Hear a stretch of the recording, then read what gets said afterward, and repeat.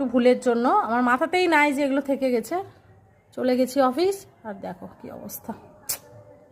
ধর ধর কালু ধর। দেখছো মা ছাদে অত্যাচার করছে, কালু উঠেছে তো কালুকে কেমন তাড়ছে। হ্যাঁ ধর ধর ধর ধর কালু ধর।